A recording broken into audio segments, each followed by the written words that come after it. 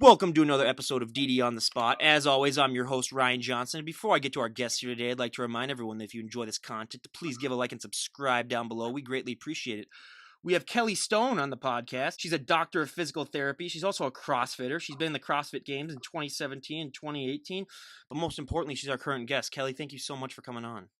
Hey, absolutely. Happy to be here. So why don't you give us a little bit of a backstory on what inspired you to make that change and adapt that healthy and fit lifestyle? Yeah, so I come from a background in sports. I grew up as a big swimmer, and I was a gymnast for 14 years. So in college, I ended up swimming for the University of San Diego, swam 4 years, Division One.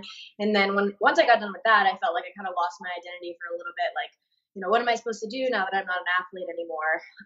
So I ended up transitioning for a brief period into more of the bodybuilding world and decided to be fun to train with one of my roommates. So I did a little bit of that and then just kind of quickly realized it wasn't really my cup of tea. Great experience, really cool to see what your body can do when you give it that type of stimulus, but when it all came down to it, it just wasn't really the life for me. So then I kind of was looking for like, what's my next thing, and kind of just stumbled into CrossFit, fell in love immediately, and haven't really looked back ever since. And I think once you're kind of, especially in that CrossFit community, being really like health and wellness just kind of go hand in hand. Like at this point in my life, versus like when I was in bodybuilding, I felt like I was, eating intentionally to try to like be as small and as muscular as I could be. And now my philosophy has totally changed, and I eat more to fuel my body and to make sure that I can train well. And it just so happens that it, actually has some positive, We can see that. We can see that, everyone. Yeah, we can totally. Yeah.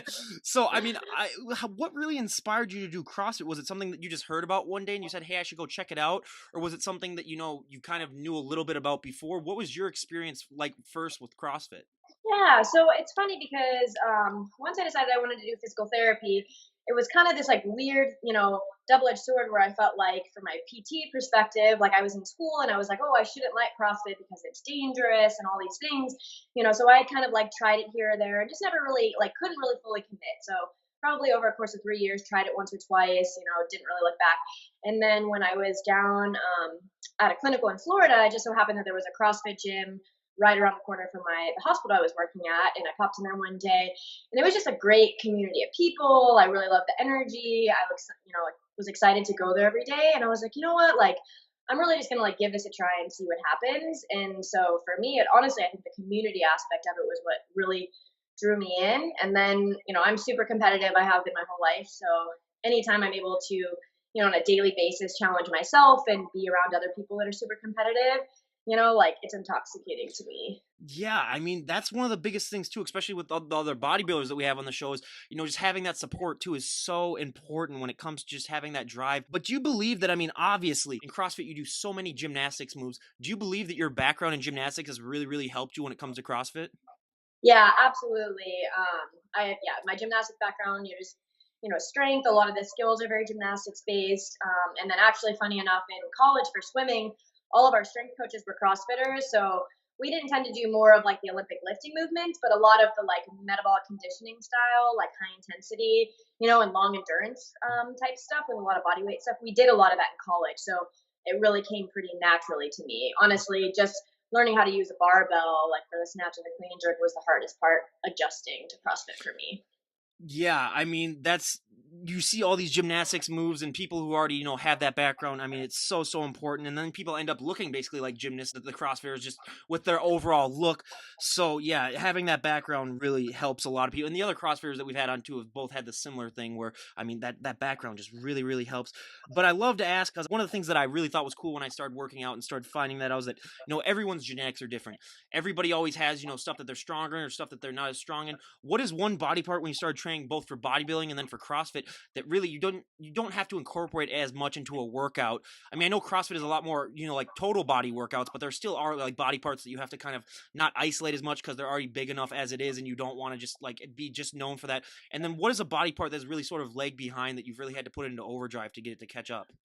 Yeah, I guess the one that kind of comes to mind that I kind of laugh about is like calves. Like I feel like in the bodybuilding world, guys and girls, they're like, oh, what's your workout for calves? And we joke because there's a guy that I compete with, and people are always asking him what his calf workout is, and he's like, I'm just a CrossFitter, So between all the running and the box jumps and double unders, like you get that stimulus every day. So like I never do like a calf workout. And then This it I guess ain't right. It ain't right. right. It ain't right. um, and then I would say like when I was doing like more like the figure shows, I struggled a lot building like muscle mass in my shoulders, and Mhm. so that was something I really worked on. In terms of CrossFit, really the body part that I worked on building strength in, not from an aesthetic perspective, but just from like a functional perspective, it's just my back and my core strength. Like I never really learned, even with my background in gymnastics, like how to activate my core, my external obliques appropriately to be able to, pick up a heavy deadlift correctly and to be able to engage those muscles. So that's something, especially this year after having a back injury this past season, that I've really, really focused on. Maybe something you wouldn't notice if you just looked at me. Oh, absolutely. I mean, for me too. I mean, back is a thing for me too, where I could train it, like once every 3 weeks, and it would still look good. But yeah, I'm 6'3", so my entire lower body. I mean, that's just a pain because leg days, twice a week, I absolutely hate it. But yeah, whenever someone says calves, I get jealous because I'm one of those people where I could, do 10,000 calf raises. I could inject pure muscle into my calves, and they still wouldn't grow. So I mean, it's Super ridiculous. smart. But yeah, that's definitely my wish is that I could do that. So I might have to ask that guy that you say that you train with if I ever Right. see him. What'd you do for your calves? But he's just a CrossFitter. But doing these CrossFit workouts, I mean, one of the stereotypes that I think a lot of people definitely have about CrossFit is that like you kind of had mentioned though, is that in CrossFit there is a tendency for a lot of people to think that there are a lot of injuries because of these movements that you're doing.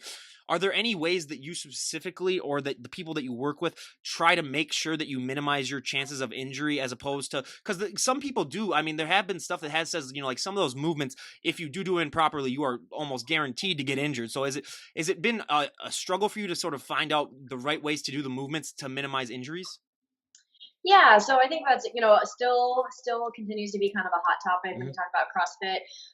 But I would say that it's come a long, long way in the last 5 to 10 years or so. I think just the level of coaching in CrossFit Mhm. gyms has gotten much better, and I took it upon myself to really seek out gyms that have good coaching staff because it was important to me to learn movements appropriately.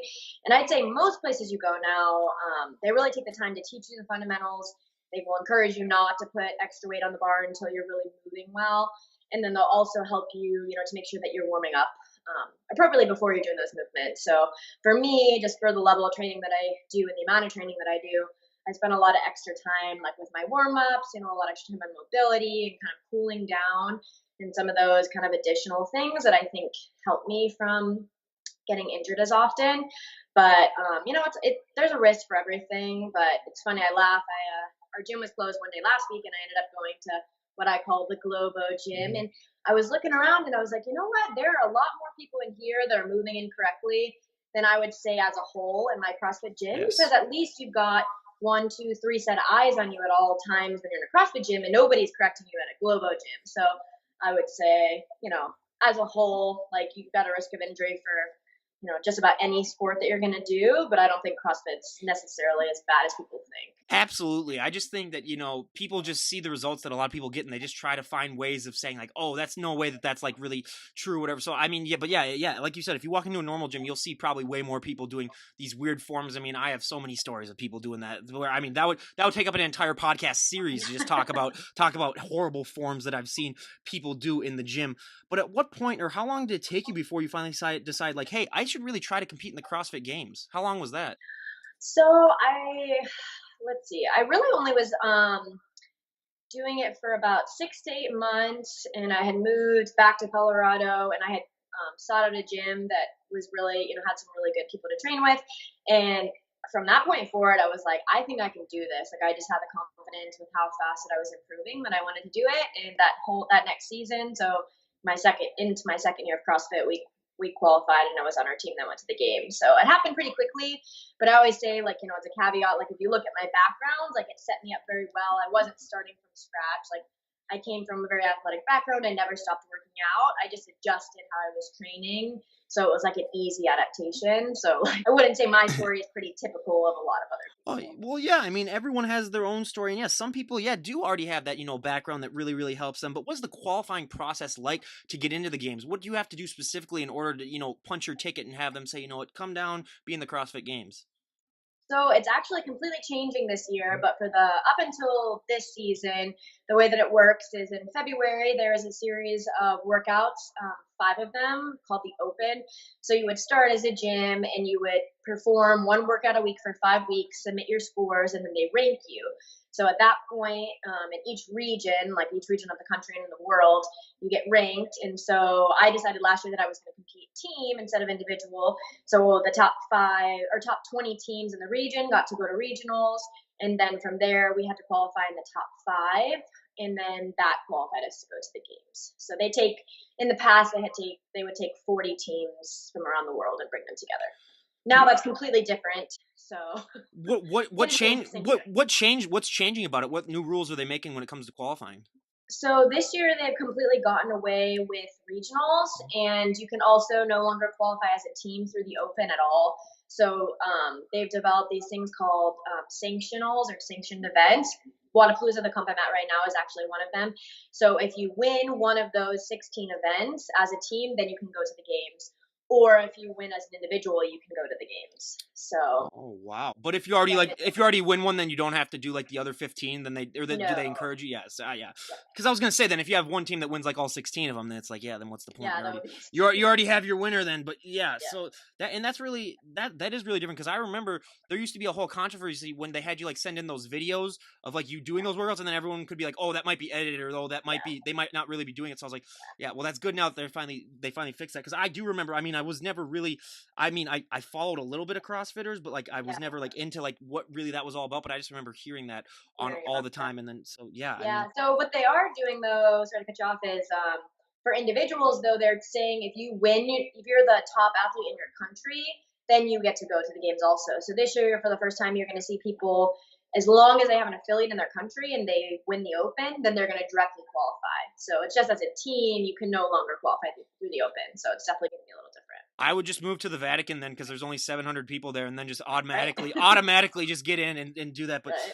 yeah, I was gonna say one of the things that really is just shocking to me is that there are so many Icelandic people in CrossFit for a country that's the size of 300,000 people. You would never guess that there'd be that well represented.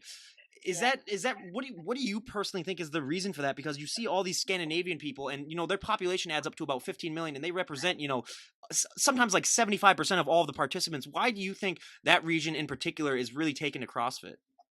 You know what's funny? I mean, I have to say, like, I think their genes tend really well, just to building strength and endurance and everything. They're just kind of built like CrossFitters. You Mhm. look at them and you're like, that's a CrossFitter. Yep. And then it's just kind of the culture there. You got a couple big names like Annie Thorsdottir kind of started it off, and then this trend started to build, and now, I just think you just kind of get this pool of people. It just tends to attract other good people. Yeah, I'm 75% Norwegian, so yeah, I definitely get that, that whole Scandinavian thing where yeah, and I mean, I hate like I have family there and I hate whenever I talk to them or whatever because everyone there looks like they could be movie stars or like actresses or something like that. They all look like supermodels, so I'm just like come on. And I was like, really? Yeah. I mean, my mom, and then my mom had to go and screw up everyone's genes, or my dad had to go by marrying my mom. It's like, come on. I could have been the next CrossFitter, but yeah. So yeah, you do look at all of them and you're like, yeah, that's definitely CrossFit. And then you have guys like the Mountain who actually, I didn't meet, but he was at a Vikings game because, the Vikings and Icelandic, Yeah. it's the same thing. So he came and blew the horn. I saw him walking past and I was like, good Yeah. God, that guy's a big human being. So Right. yeah, it's yeah, that's awesome. But what does your training really entail when it comes to getting ready for these games? Because a lot of people don't realize you don't know what the events are going to be until like almost right before the competition. So it could be anything. How do you sort of train for the fact that you don't know what it's going to be based on? Yeah, it's really hard. I mean, you've really in CrossFit got to be really well rounded. So for me, it depends. Like right now, I've been recently training more individually for individual competitions, but in the past, training as a team.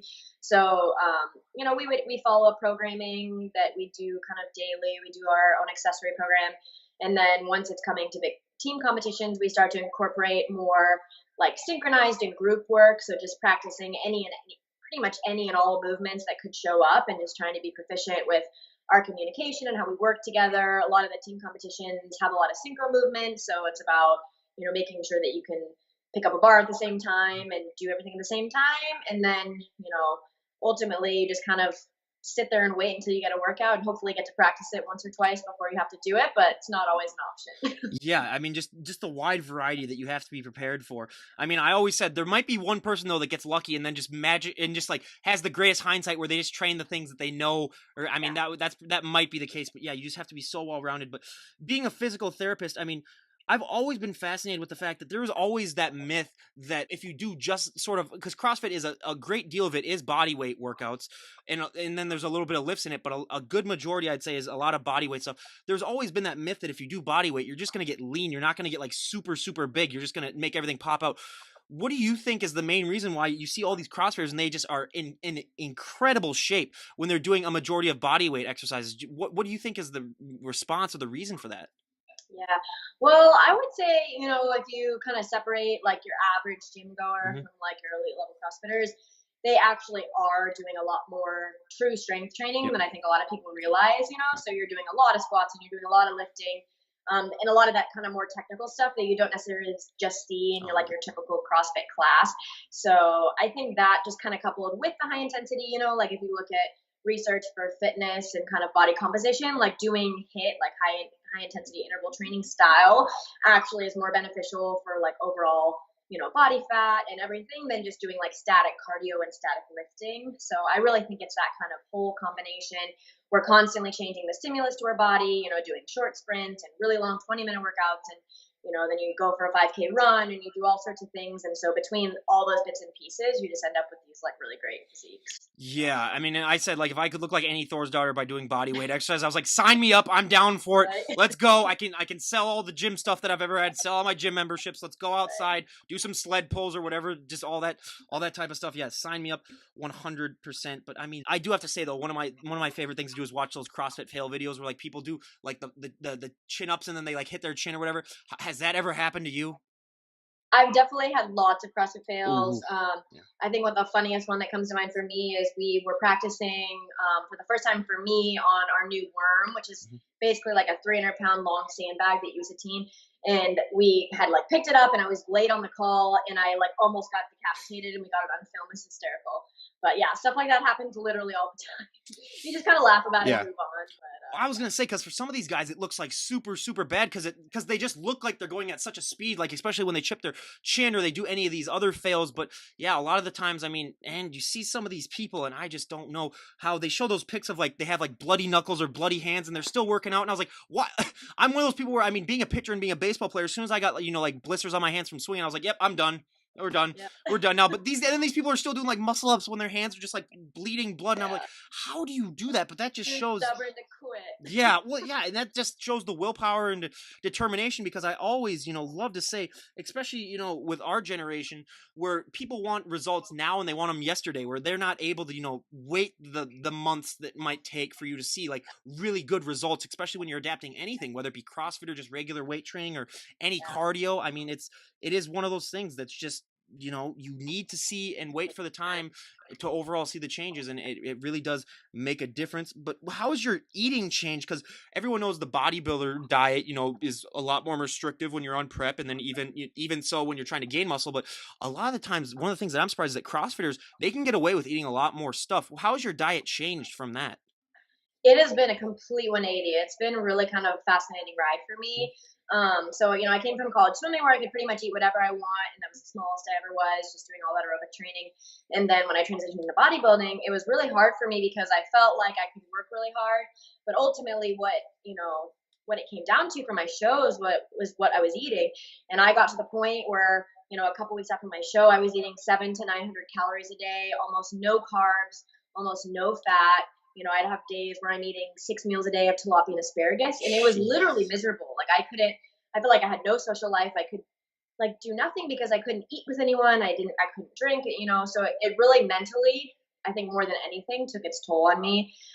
And then after I was done, I had a really, I think a lot of people do, but had a hard adjustment back into like a normal diet because you're trying to like reverse diet off, but you've been like craving all these foods that you haven't been able to eat. And so most people, including myself, end up gaining a lot of weight back really rapidly. And then you have this like whole social emotional thing that happens, and then you start to feel really bad about yourself. And I'm like, this is like not a healthy cycle for me. And that's ultimately where I was like, I feel like I'm putting metabolic damage, I'm putting psychological damage. Like it's just not gonna work for me in the long run.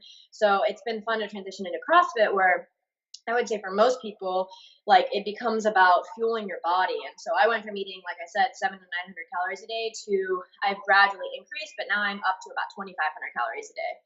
So it's very, very clean sources. I'm, very aware of what I'm putting into my body, and I don't do a lot about it. I don't do really any sugars. I still am pretty low fat, but high protein, high carb, good quality food. And it's always about like making sure I'm fueled for, my next workout, which I think just gives me such a healthier mindset, like for myself and for training. Well, that's why I love. So with me, I mean, I work out and do regular weight training, but then also for my job, I'm at UPS as a supervisor. So I am walking around, 8 hours a day. I get about 20 miles of walking every day on the shift. So I'm also at that too, where I just can just process anything. Like I'll come home and I'll have, a whole big bowl of Frosted Flakes and, like a whole thing of rice, afterwards where, I mean, I put on a little weight now, but that's only because in Minnesota, you got to put on about 10 to 15 pounds during the winter. Otherwise you're not going to survive. I mean, Yeah. if you're super lean and you're in that cold, I mean, you are just dead. And also as part of my job, I have to go outside at night and check trailers to make sure that we have all of the packages in. So I'll give an example. So last night it was about 5 degrees outside without the wind chill. So it was about -10 with the wind chill. Had to go outside, check 120 different cars, had to go open up the trunks and then say if it was empty or not. Let's just say I had about 5 layers on and still my hands are still just wrecks, and I got to go do the same thing again tonight. So everyone, make sure you're bundled up. But yeah, that's just amazing how different the diet can be. And some CrossFitters are in better shape than bodybuilders, and they can maintain it almost year round just because if you stick with those workouts, it can really be effective for you. Yeah, it's really like hard to even describe, but it's such a cool feeling. I feel like if you're really a true athlete, like being in that type of venue with all those people, being so loud and cheering, and it's just such great energy. It's like you like feel like you're on top of the world. You can do anything that you want. So it's really, really a cool feeling. What is your favorite event to do in CrossFit, and what is your least favorite event? I would say like movement wise, because workouts can definitely be different, but I love anything gymnastics. So like handstand walking, handstand push-ups. Those are probably my two favorites. We've got an event this weekend that's a handstand walk obstacle course, and then you do a max clean and jerk after. So that's pretty fun. But I would say least favorite movement. I'm not a big deadlifter fan. But yeah, I can pretty much hang with about anything. Anything deadlift for me too, especially with my height. It's just hard to get that back to come up with those long legs and doing. I've never been able to do a handstand. That's always been one of my goals, but I'm just some people are just too tall where they just can't do it. So the struggles that tall people go through. That's why it was funny because the second health and fitness guest I had on, she was a bikini competitor who's the tallest ever. She was 6'3", and then in those heels that they make you wear, she was like 6'9". And Wow. the funny thing is, she lived like a mile away from me, and I had no idea. So I was like, "Oh wow, that's really weird." But yeah, the struggles that tall people go through is something that I really talk about when I have those guests. But also when you go to these CrossFit games, I mean, there seems to be just a huge sense of camaraderie among these competitors. Unlike most sports where you see, there's like sort of like I'm gonna rip your throat out mentality and just I'm gonna do whatever it takes to win. Where I mean, once the event starts, there's that intensity, but afterwards, I mean, there's a lot of hugging, there's a lot of camaraderie. How do you think that came to be? Because it does seem like it's a special bond, especially for the competitors.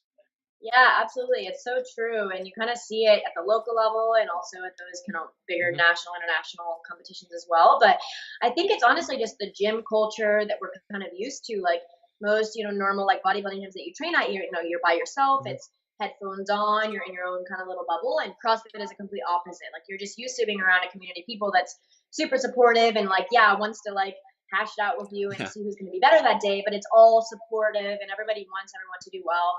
So then you show up at a competition and it's really no different. Like I have a lot of good friends that compete on, that I compete against often on different teams from different parts of the world. And it's just, I think the overall CrossFit culture is just that kind of camaraderie based thing. Are there any like sort of tricks that you use to sort of get your mind off of maybe like a crowd, like if you're going to the games? Because I remember when I was pitching and I had a large crowd, I have ADD, so I could use that sort of like the hyper focus to just imagine me and the catcher, which is one of the benefits. But like, do you use anything or any tricks to sort of trick your mind to not thinking about those large crowds or to not think about the people?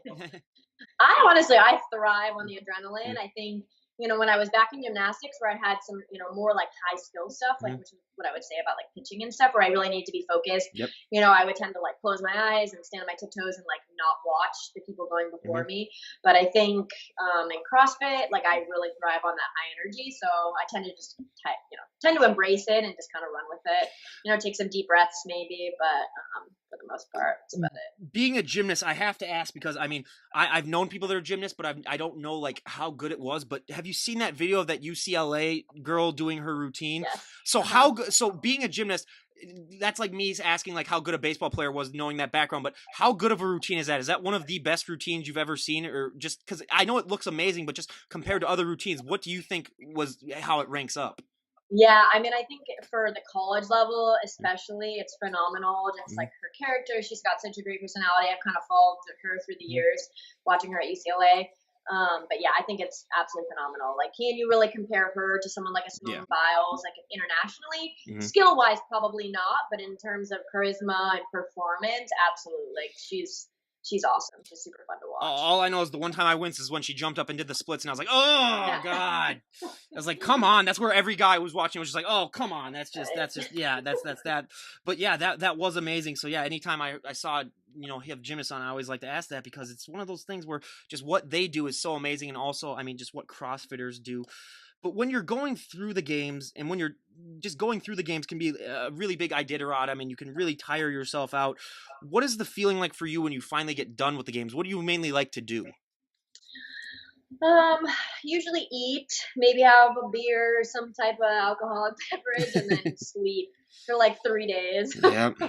So you just get so like emotionally drained, Mhm. it's just like a high stress, high energy, and so by the time we're done, like, eat some good food and then just like try to recover and sleep. Yeah, I imagine it kind of similar to being like a marathon runner where afterwards, I mean, you're basically dead for the next couple of days where you just Yeah. got to relax and recover. But I mean, just the motivation to get into the shape that you're in, how do you think that really has applied to other areas in your life? Because when you have that motivation, you can accomplish anything. And one of the things that I love to talk about when you're gaining muscle and especially, getting bigger and stronger is that you gain a lot of confidence too. How do you think those things have really helped you in other aspects of life, not just in weight training and CrossFit? I think there's huge carryover to my career as a physical Mhm. therapist. I work with, a lot of athletes. I also work with a lot of kids, a lot of adults, but it's always been really important to me to kind of like practice what I preach. So Mhm. like if I'm going to, I'm also a certified strength and conditioning specialist. So I have that ability, and often teach things, but I want to be able to like demonstrate the movements that I'm showing, and if I'm telling people like, hey, your knees hurt because, you need to lose some weight, like you're not headed down a healthy path. Like I want to be able to like be embracing that myself and not be telling somebody to do something that I don't do. So I Yeah, think, you don't want to be like the 350-pound physical therapist who's like, yeah, you need to lose weight and get yeah, healthy. And then they're like, oh, okay, that's interesting. right? Yeah, yeah. Yeah, and like my job's super active. I'm constantly moving. I'm constantly using my hands. Like, it's like a big Mhm. joke at my clinic. They're like, "Oh, Kelly's got some really like strong Yeah. hands," but it's like I just think like being strong and efficient and like healthy overall has just carried over into everything that I do, and even in my personal life outside of the gym. Like I love just to be active and go mountain biking and try all these different things, but it's always something kind of healthy and like healthy lifestyle. Like it's not just like one part of my life. It's my pretty much my whole life embraces it in some way. So when you said strong hands, that really brought me up to a funny story. So when I was playing baseball, I was a third baseman and I was about, 14 years old. Someone hit a screaming line drive and I caught it with my bare hand, not my catching hand. My other bare hand caught to it. For some reason, I think it was like too far away where I couldn't reach it with the glove. So I knew that if I went like that and I got it. So then my nickname for the rest of high school was Haas, Hands of Steel. So they'd call me HOS Haas. So yeah, that's why when you said handshake, I was like, oh yeah, but yeah, I'm not Yeah. gonna lie. I'm not gonna lie. That hurt my hand for probably a good couple of weeks afterwards. But yeah, I mean that was funny that you brought that up. So that definitely reminded me of it. But being a physical therapist as well, what is probably the biggest problem that you see coming in from clients? What do you think is the biggest problem? I would say overall, probably the most thing that most often I see is like back pain. Hmm. We see a lot of back pain, and that's chronic, but also acute cases, kind of the whole spectrum. I'd say in the more athletic populations, you tend to see like CrossFitters coming with a lot of shoulder Hmm. problems is probably the second most common. But yeah, I treat a lot of backs. a lot of shoulders. Well, yeah, and especially with the obesity crisis going on, I mean, your backs are going to get a little bit more just carrying around that weight and everything. But what are some tips that you usually give to people who might be, a little overweight just to get started in the gym? Because I know for a lot of people, they always make these excuses of like, I don't have the amount of time, I don't have any of that. But what do you like to try to tell people just to get them motivated? Just try something. Yeah. Well, I always, I try to always recommend like don't feel like you have to go 0 to 100. Hmm. I think a lot of people think like I'm either not going to do anything healthy or I'm going to have this like full blown 7 day a week program with this really strict diet. And you're never going to be able to maintain that. So I always say like, okay, like what's one thing we can focus on for the next week? So whether that's making one healthier meal choice a day or cutting out something, diet wise, or like you're going to walk 3 times a week. Like even just getting some aerobic exercise, I think is something that people would really benefit from, and then once you can kind of do that consistently, then add one more thing. Like I think, yeah, weight training is great, but it's got to be, only enough where you can do it consistently because honestly, consistency over time is where you're going to see those changes. If you're just going to do it for 2 or 3 weeks, like Hmm. it's not worth it. Yeah, but yeah, believe me, yeah, it's one of those things where you have to be in there for the long haul. But this is a question that I love to ask the bodybuilders, but it also applies to CrossFitters as well, maybe even more so. But there's still, I mean, it's gotten better with Instagram the last 5 years, but there's still this stereotype of misinformation where women believe that if they go to a gym or to a CrossFit and they pick up one weight, they're just gonna hulk out, put on 50 pounds of muscle. And like we were saying before we started recording, sign me up for that. I would be 100% down if Yeah. that happened. But I mean, in CrossFit, I think it might be more of an issue just because they see all these CrossFitters for the games or whatever, and then they think like, oh, I'm gonna look like that if I do CrossFit. What is your main response to people? Because I bet you've probably heard that a couple of times of people not wanting to go and do CrossFit because they're afraid that like, oh, I don't want to look like that. I mean, as great as that Yeah. looks, like it's just not for them personally. What is your main response to that? Yeah, I mean, I just try to educate people on really how hard it is to Hmm. build and develop that muscle. It takes so much time and energy. And honestly, people spend their lives trying to build muscle like that. So, and I've always been someone where I do build muscle pretty easily. Like for a female, I've always had, big quads, like, that's just kind of how it is. And I just kind of learned to embrace it. But I'm like, just because you pick up a weight is not going to, magically turn you into me. And by the same token, like I've had people in the past ask me, for advice on how to build muscle while they're, have 2 pound dumbbells in their hands. And I'm like, well, if you're asking for my advice, please go Keep to the doing gym, that. pick up something heavier. Yeah, yeah, yeah. Because you've got to keep challenging your muscles and you've got to have enough weight to really give it a stimulus to build muscle. So if that's your goal, you've got to just embrace that and realize that you're not going to go like to Hulk Hogan status overnight or probably ever unless you're taking Yeah. steroids or Hmm. something. So Yeah, unfortunately, that's the case. But yeah, I always hate like when those celebrities post those videos of like you said, them curling like 2 pound dumbbells and like, oh my god, getting ready for my next movie role. And then like a month later, they're like super shredded and lean down. It's like that's not how you did it. And you're making a myth of where people believe that then that's how they can get down to it. So yeah, if that's what pet peeve, that's definitely mine. But now these next two questions are probably my favorite ones to ask because for me, when I started getting bigger and stronger in college. I mean, a lot of positives happen, but the one negative thing that happened to me is that you're going to get asked to move a lot of people's furniture. You're going to get asked to open a lot of pickle jars. I mean, I'm yeah. still at home with my parents for the next couple of months before I move out, and every time they come home with groceries like they did this morning, I got to go outside and basically lift the car into the driveway and then take all the groceries in. Is that a similar thing with you where people just take one look at you and then they just assume that you can do favors like that for them? I would say, yeah, like it's kind of the, friends of Mhm. friends, like, oh, come help me move. It's kind of a funny joke, but yeah, I would say they look pretty capable and definitely get asked pretty often. Yeah, well, and it's a double-edged sword because I mean, even if I didn't have any muscle, just being this tall, I'm gonna get asked anyway. They're just gonna say, "Oh, tall guy can do Yeah. it." So, Oh, you so can do it. yeah, yeah, well, yeah. I got to like even this last summer, every weekend, a different friend would call me and just be like, "Oh, hey Ryan, you want to help me move or whatever?" And it just got to a point where I just said, "Look, as long as I do that after my workout, I'm not gonna do it before to get tired from my workout." But yeah, it is one thing that I really have come to just realize they just appreciate the way I look. But now this is a multi-million-dollar idea before or a question I should say before I ask it, so everyone out there pay attention. But when it comes to clothes, especially for fit women, for fit guys, they have their own problems. But for fit women, your clothing options can be limited. I always love to say, like if you have big, broad shoulders, dresses aren't your best friend. Jeans are Yeah. another thing that we hear of that doesn't really work, especially even if you're doing CrossFit where you're supposed to have a smaller-ish waist and then you're supposed to have like a big lower body. Jeans aren't really going to fit. What are some ways that you sort of compensate for the fact that your clothing options can be limited? You just gotta like take the time to find, some of those good brands. Like I've got probably 2, maybe 3 pairs of jeans that actually fit me, and it's taken me years to find, jeans that actually fit a small waist and big thighs. But honestly, like I tend to wear just with my job and training, like a lot of, more athletic wear, yoga style stuff, like super comfortable stuff. There's a lot of really cute, CrossFit brands. So most of the time you're going to see me in that. And then the rest of the time I just try to, I like to dress up in, nice dresses and stuff that can be a little bit more form fitting and kind of show off like what I spend all my time doing. Absolutely. But, You got to show off. You got to show off the guns too. I mean, I would go sleeveless even plowing snow. So, but now before we go to the audience favorite questionnaire, here's the time where you really embarrass us. What are your best lifts CrossFit wise? Best lifts? Yeah. Okay, so like my snatch is like 180 pounds, and I have a 220 pound clean and jerk. So, and those are probably still 2 weaker movements of me relative to like other CrossFit movements. That's still better than 99% of the female population. So that's wow.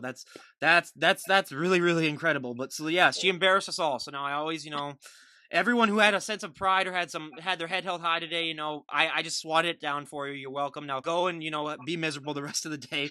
But now we go to our audience favorite, my personal favorite part of the podcast, a little questionnaire. We're going to ask Kelly here about a dozen or so questions that we ask all of our health and fitness guests and see how she stacks up to all the other guests. So for our first question, what is your go-to workout song at the moment?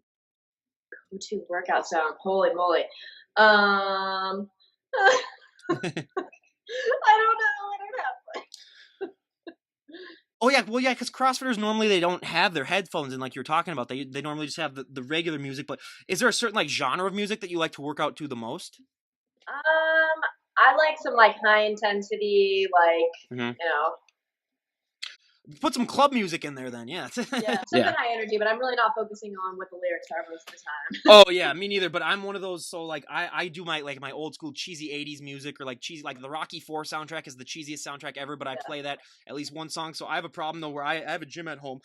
So excuse me. So 75% of my workouts are down there. So when I do go to a normal gym, I wait for the beat to drop if I have my headphones in. So let's say I'm doing like a lat pull down. I'll be like this for like 30 seconds. I've even had people come up to me and say like, "Hey, are you all right? Did you like pull out your back?" And I was like, "Nope, just waiting for the beat to drop." So I'm known as the guy that waits for the beat to drop, but it's better than being known for some other things. So, I mean, whatever you got to do to get those workouts in.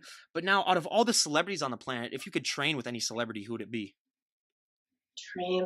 Well, it's funny. I started watching The Rock's new show, The Titan Games, and I think it's hysterical. So honestly, I keep saying like I'd love to see The Rock like actually do some of those workouts. So I think right now that's the first one. Have you ever thought about going to the Titan Games? I mean, I honestly didn't know it was a thing until I saw the ad. I didn't either. Yeah. See what happens. Maybe I'll submit a video. Yeah. That would be awesome. Yeah. Well, yeah. Dwayne The Rock Johnson by far our most popular answer. But now, if you could train any celebrity, who would it be? Ooh, that's a hard one. I don't know. That's where I get the DD on the spot part. Oh man. I don't know. I can't think of anyone right now. Okay, so like our most normal answer is probably like a Kevin Hart or something like that. But the only problem with that is if like you do a comedian, you're gonna laugh the entire time. So it's gonna be the best ab workout of all time, but you're not gonna get like an actual ab workout in. Yeah, that would be a great one as well. But what is one item that you always need to have in your fridge? I feel like I always have chicken in my fridge, no matter what, and eggs. Yeah. Well, you just rattled off our two most popular answers right there, and I mean, they are by far our most popular. But one of the answers that really surprised me is mustard. For a lot of the bodybuilders that we have on mustard, because it has 0 calories and 0 fats, for sure. so they put that on their chicken just to give it some flavor. And I always tell them, if you have to do that just to make your chicken taste good, you might want to reevaluate your life because that's it's true though. I was like that when I did fitness shows. So absolutely. But now, what is one thing that you would change about the sport of CrossFit if you had the all-knowing power to do so? Honestly, I think maybe just changing. Well, I would change the changes that they've put in place this year, and kind of keep it back to how it was. Yeah. But obviously, it's going to be like a huge adjustment as opposed to what they were doing first. But yeah, that I didn't really even realize that they had those changes. So yeah, that's very, very interesting. I was not aware of that. But what was the last TV show that you binge watched? Oh man, I loved Ozark. I feel like that's one of my more recent binge-worthy shows. And then I'm honestly gonna probably re-binge watch Game of Thrones before the new season comes out. I cannot wait. But I don't know if it's gonna be good because they're only doing like 6 episodes. So I was like, first of all, that shouldn't even be its own season. That should be, just add that onto the. But yeah, I saw the trailer for it. It looks all right. But if you were to give a prediction right now, how do you think it's gonna end? Oh, I feel like Jon Snow's gonna be sitting on the Iron Throne. I think Khaleesi's gonna die. I'm the one person that would be very happy and shocked if they had the White Walkers just win the whole thing, and then at the very end you see like the Night King sitting on the Iron Throne, and Right? just I was like, because Game of Thrones with all the killing that they've done, that would be probably the best way to end the show by just having every, because let's just say, I mean, so I'll give an example. I had started watching Game of Thrones probably after like the first 5 or 6 seasons had already come on. So my brother said, when an episode titled "The Red Wedding" comes up, call me downstairs because I want to watch it with you. He taped my reaction to it without me knowing it. He put it like his phone like right underneath the pillow. I was so mad because I was like, "Ah, this is BS." But yeah, after that I became a huge fan because I was like, any show that does that, 100%. Right? They always keep you on your toes, so it's gonna be something crazy. Absolutely. Now, what is your favorite TV show of all time? Oh, jeez.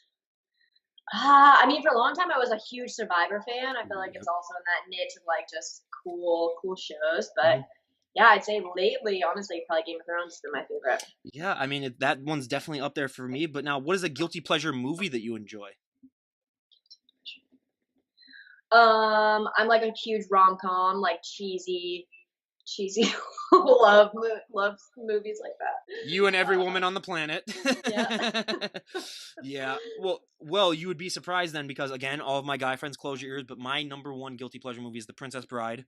That is my go to. I mean, I'll even give an example. I was typing my thesis paper in college, and that came on, and I'd stop doing my thesis paper to watch it. And if that isn't dedication, I mean, I don't know what is. Yeah. So yeah, that's definitely my go to. But now, what is your favorite fashion trend of all time and least favorite fashion trend of all time? Favorite fashion trend, man, you're challenging.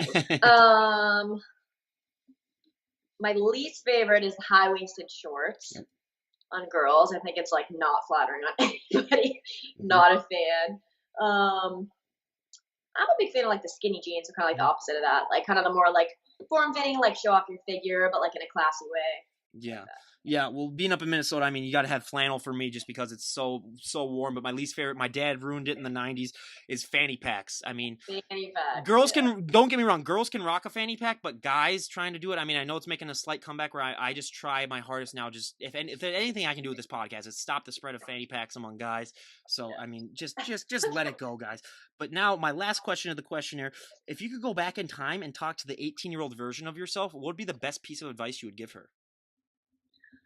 I would probably just tell her like, don't sweat the small stuff. Like you're not gonna know, what you're supposed to be doing. So just like roll with it. You're gonna figure it out eventually, and just kind of enjoy the ride. Yeah, I mean that's honestly, I mean I couldn't agree more with you. Just enjoying the ride, 100%. And you're also in Miami. That's one thing that I forgot to mention, that she's in Miami and you're competing at something. What is the event that you're competing at? It's the Wadapalooza like fitness event, so it's a big Yeah. CrossFit qualifier. Well, yeah, that's awesome. So, do you have any plans of when you're next going to compete after this? I'm not sure. There's some other big events coming up, so I'll probably pick something else to kind of train for. I like to always have something on my horizon, but as of now, I'm not sure yet. How are you able to also balance, that physical therapy job and still being able to maintain, that healthy and fit lifestyle? Has that been a struggle? Is it just a really good amount of time management for you? Yeah, I think I've, just grown up with really great time management skills, and I swam Division 1, like I said, so I'm just kind of used to that kind of structured life. So, I mean, it's hard. Like I am, pretty much spending 2 to 3 hours a day training, which by some, people's, you know, judgment isn't all that much. By some people, it's a lot. Just kind of depends how you look at it. But, I just prioritize a lot of my free time goes to training. And that's, I always say, like, people always like have excuse after excuse, but like ultimately, if it's important to you, you'll make time for it. So, I sacrificed a lot of TV and lots of other things to be able to train as much as I do, but I love it. So, Yeah, like I always say, we've had nurses on here with work 14-hour shifts and they're still able to find a time to work out. So I mean, it really is all about that determination and how much you want it. But now, lastly, before we wrap things up, is there anyone that you'd like to give a shout out to? I'd say everybody at home at CrossFit Omni. It's my big CrossFit fam that's really kind of helped me get to where I am, and love spending pretty much all my free time there. So. What? Yeah, all the free time, because I mean these CrossFitters, like I said, I mean it's just insane what they go through. And then actually, I have one final question. What is one misconception that you think CrossFitters have that is absolutely not true, and that you would like the public to realize? The misconceptions that CrossFitters have, or that people have about CrossFitters? People have about CrossFitters. I think that a lot of people assume that CrossFitters, because we do a lot of like kind of kipping movements Mm-hmm. and fast-paced movements, that we aren't able to do a lot of strict movements, like for example, like a strict pull-up. Mm-hmm. When I think that's completely bogus. I feel like most CrossFitters can do more of those strict movements than a lot of people that are saying those things. I mean, yeah, that's why every once in a while you see those videos of people being like, okay, I'm finally doing strict pull-ups, and then they crank out like 25 of them without even breaking a sweat, and you're like, yep, that's legit. So yeah, 100%. And again, you guys, we cannot thank Kelly enough for coming on, and we wish her nothing but the best of luck in her Miami show, or her Miami event, I should say, that's coming up.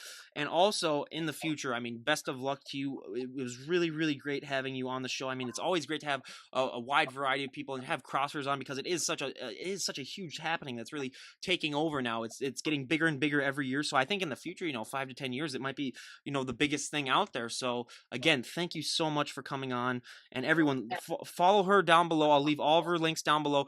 Go and follow her on Instagram just by looking at some of her photos. First of all, you're really inspired to get off the couch and stop eating those Twinkies, and, get that healthy lifestyle. But again, you guys, go and give her a follow down below. And this is Ryan Johnson, DD on the spot, signing out. Have a great day, everyone. Okay. Thank you.